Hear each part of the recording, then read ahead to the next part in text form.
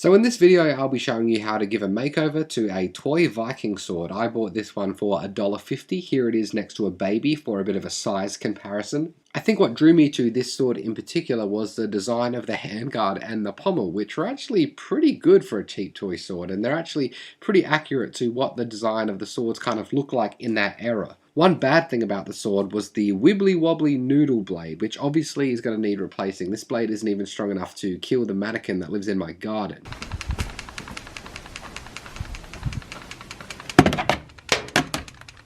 The little scabbard thing was made of a hard plastic, which is good, but it's obviously going to need a repaint. There's a bunch of stuff I'm going to do to it. Let's get going. First thing I did was take apart the sword and remove that noodle blade, and I used it as a template to make a new blade out of plywood. I just cut that out with a jigsaw. I used a sanding drum bit on my Dremel to add the beveled edge. Now I didn't bother marking it because I wanted to have a weird old weathered look, so it was a lot easier just to freehand it. Then I used a different bit on my Dremel to add the fuller, and I did a little dance when that part was done. I then spray painted the blade with an aluminium spray paint. At one point I broke the nozzle on the paint because I dropped it. Here's some footage of me getting mad about that.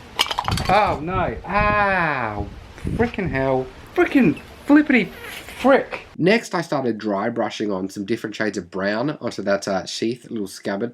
It's a good design and texture, but I just wanted it to have a more organic leathery look, which obviously wasn't happening with the black. I also got some scrap pleather that I had lying around on my shed floor, and I did a little wrap on there. Not sure what the purpose of that is, but it's cool. I used contact cement to add that on. Next I started working on the handle. I gave it a coat of grey primer and then I gave it a coat of gold. I attached it back onto the blade, but I decided to put a little slice of rebar in the handle just to give it a bit more weight and to balance it out now, since the blade is made of wood instead of the plastic it was made of before.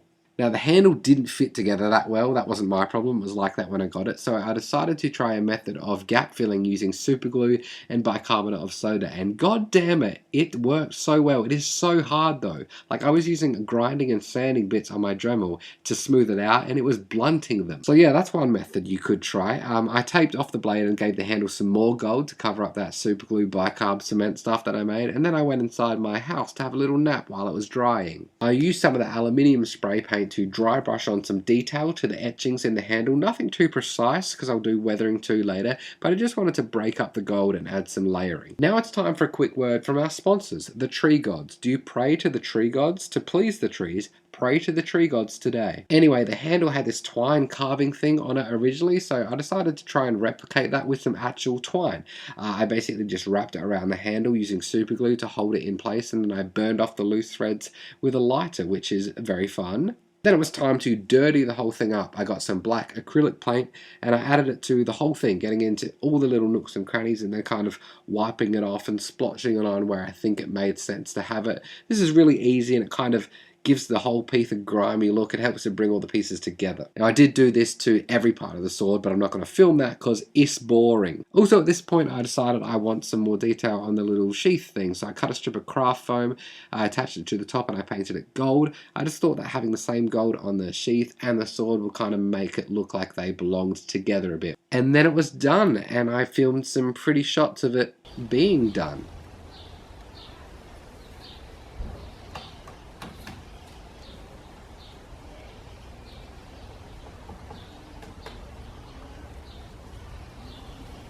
It looks pretty good. Now let's see how that stupid mannequin in my garden fares against my new sword.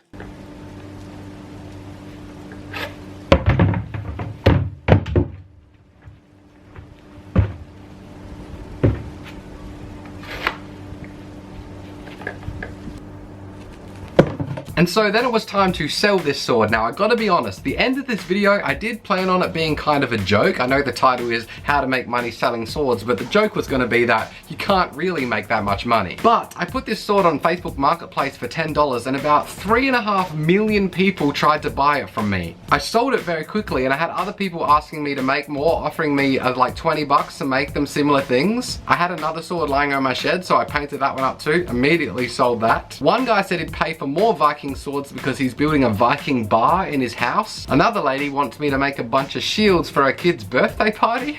And honestly, if you sold these for like $20 a pop, it's actually decent. So yeah, the title was meant to be a joke at first, but now I might just be a sword guy.